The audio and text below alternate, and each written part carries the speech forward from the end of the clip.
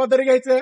ज्या ज्या ठिकाणी काही वाईट गोष्टी असतील, काही असेल, गणवेशातला असेल किंवा आपल्या आयटीआयचा कुणीही मुलगा जाणार नाही. तुम्हाला बघायचं असेल, गुन्हा दाखल केल्यावर त्या मुलांवरती झालेत आज शिक्षण घेणार काय अडचण इथे आहे. पहिले तुमचा आज अभ्यास कमी असेल पण भविष्यामध्ये तुम्ही काहीही बनू शकताय. गुन्हा दाखल झाला, तुम्हाला कुठलीही नोकरी लागत नाही. वॉचमनच्या सुद्धा नोकरीला तुमचं कॅरेक्टर सर्टिफिकेट क्लिअर पाहिजे. त्यामुळे सर्वांनी लक्षात घ्या. आज आपण अचानक एवढ्यासाठीच बोलवलं.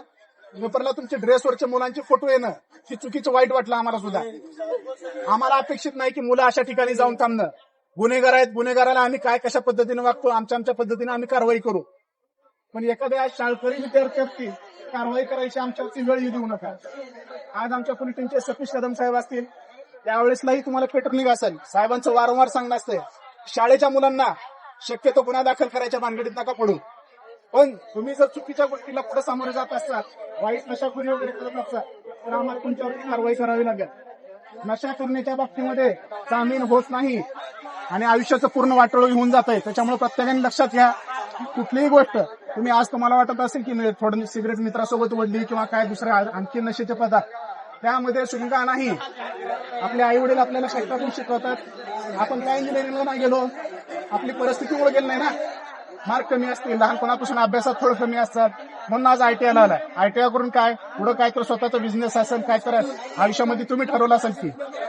त्यामुळं प्रत्येक मुलाने एक लक्षात घेणं, यानंतर कुठल्याही आपल्या संजयनगरच्या हद्दीमध्ये जिथं गुन्हेगार पोरं बसत असतील या ठिकाणी आपल्या आयटीआयचा एकही मुलगा त्या ठिकाणी दिसणार नाही. कारण आयटीआयचा मुलगा या ठिकाणी पळत धावला. आज सरांच्या समोर सांगतोय, सर तुम्ही वर्गामध्ये इंडिव्हिज्युअल सूचना द्या, कुणी जरी अशा ह्याच्यामध्ये सापडला आम्ही गुन्हा दाखल करणार.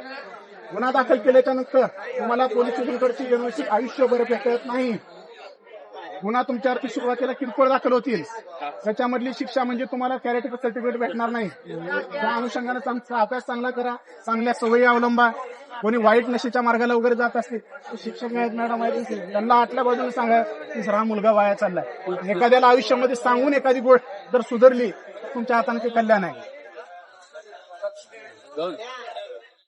ऑफिसमध्ये वाया ठेवल्या त्यांचे नंबर आहे. तुम्हाला कोणाची काय तक्रार असेल त्यांना फोन करायचा, अशी अशी तक्रार आहे, हा मुलगा मला छेडतोय. ती वेळ कुठली काय काहीही बघायचं नाही. दुसरी गोष्ट, आज समाजामध्ये जे महिलांची गुन्हे घडत आहेत त्याला कारण सुद्धा तितक्या प्रमाणात आपण आहे. एखादी मैत्रीण आपली वाईट मार्गाला जात असेल तर तिला त्यापासून परावृत्त करा की बाबा हे चुकीचं आहे. तुम्हाला जर वाटत असेल आयुष्यामध्ये आपल्याकडून काही चुकीचं घडू नये, खानकारे सरांचं लेक्चर किती जणांनी ऐकले? आणखी युट्यूबला आज गेल्यावर तुम्ही बाकी रील्स न बघता खानकारे सरांचं एक लेक्चर ऐकायचं. जे तुमचे आई वडील आज 20-22 वर्ष झालं तुम्हाला सांभाळतात, जो मुलगा तुमच्या आयुष्यात 1-2 महिन्यासाठी आलेला असतो, त्याच्यासाठी आपल्या आई वडिलांची मान खाली घालायची का? तुम्ही सरांचं लेक्चर ऐका, तुम्ही आयुष्यात तुमच्याकडून चूक होणार नाही.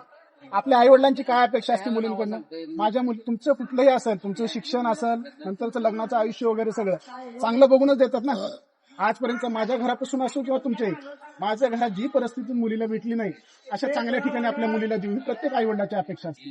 आज तुम्ही सगळेजण शिकताय, एखाद्या वाईट नशेखोर मुलाच्या नादाला लागून किंवा एखाद्या वाईट संगतीच्या मुलाच्या नादाला लागून स्वतःचं आयुष्य कशाला खराब करून घेत आहे?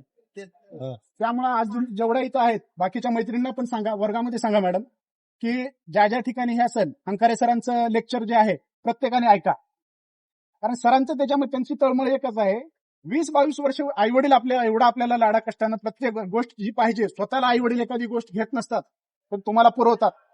तर तुम्ही का बाबा कशासाठी आज वाईट वळणाला जायचं, आपल्या आई वडिलाची मान खाली घालायची? आज न्यूज मध्ये तुम्ही बघताय की अमक्या प्रेमापोटी हे ते. कशाचं प्रेम? आपल्या 20 वर्षाच्या आई वडिलाचं प्रेम आपल्याला कळालं नाही, 2 महिन्याच्या मुलाचं काय प्रेम कळणार आहे? आयुष्यात चांगलं व्हायचं असेल फक्त आई वडील सांगतात एवढीच गोष्ट ऐका. काही तक्रारी कोणी छेड काढत असेल, काय काढत असेल, पोलिसला बिंदास कधीही या. आमच्या महिला असतात, महिलांकडे येऊन तुम्ही सांगू शकता हा मुलगा, त्याच्यावरती काय कारवाई करायची आमच्या बी करतो. अजून कुणाला काय अडचण आता इथं?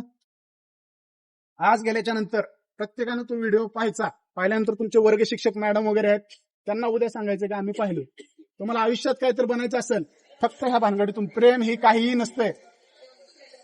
तुम्हाला आता इथं वेळ कमी आहे, थोडक्यात एखादी गोष्ट आहे, एखादा मुलगा असतोय, मुलगी एखादी दिसायला कुरूप आहे, अपंग आहे, आंधळी आहे, अशा मुलीसोबत कुणाला प्रेम झाले का? मुलगी सुंदर पाहिजे, आमकी पाहिजे, हे कशासाठी? हे सगळं शरीराचं तुमचे जे दिसणं आहे त्याच्यावरचं प्रेम आहे.